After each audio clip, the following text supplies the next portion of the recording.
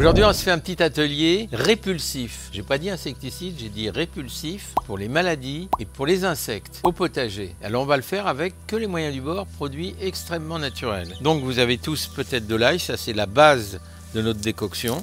Donc on va extraire une tête d'ail comme ça. On va préférer de l'ail violet si on en a. Il est un petit peu plus concentré en acide sulfuré. Et c'est ça, c'est le principe actif qui va nous être très utile pour faire notre décoction. Alors notre décoction, ça consiste comme ça, à extraire l'ail, grossièrement, hein. C'est pas pour le manger, ni le mettre dans la salade, vous voyez. Si on a un petit presse-ail, pour réussir à faire une espèce de purée d'ail, vous voyez.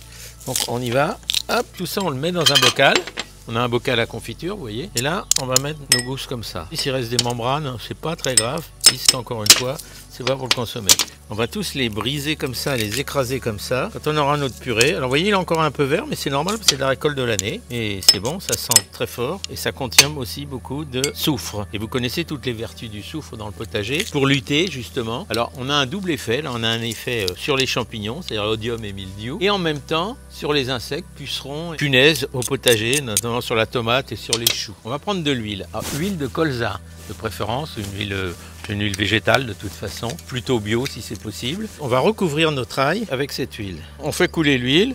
L'objectif, c'est quand même de remplir tout le pot. On va fermer notre pot et on va le stocker pendant 72 heures dans un endroit sombre à l'intérieur, dans le bas d'un placard, pas au soleil, pas à la lumière. Au bout des 72 heures de macération, on va pouvoir filtrer. Donc on va filtrer les impuretés parce que l'ail va donner toutes ses valeurs insecticides à l'huile. Et c'est cette huile qui sera filtrée et qui servira comme base de traitement. Quand on sera arrivé à ce point-là, 72 heures, je vous ai dit, on prendra une cuillère à soupe de savon liquide, savon de Marseille, liquide bio, là c'est un liquide vaisselle mais savon noir.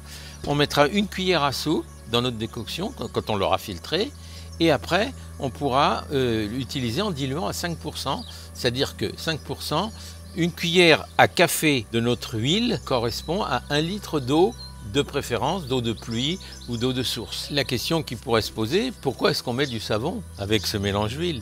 Eh bien parce qu'après on va le mettre dans l'eau pour le traitement comme je viens de vous le dire, mais si on n'a que de l'huile dans l'eau, ça ne va pas se mélanger, ça n'est pas miscible. Le savon va permettre, ça va se colorer en blanc et après vous pourrez tout à fait faire votre pulvérisation à la raison, donc je vous l'ai dit, une cuillère à café pour 1 litre d'eau, etc.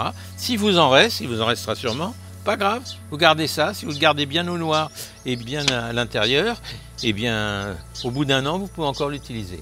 Ce qu'il faut comprendre, c'est que si vous faites un traitement, au début, si vous êtes, ça dépend de la façon dont vous êtes infecté ou pas, hein, c'est quand même préventif tout ça.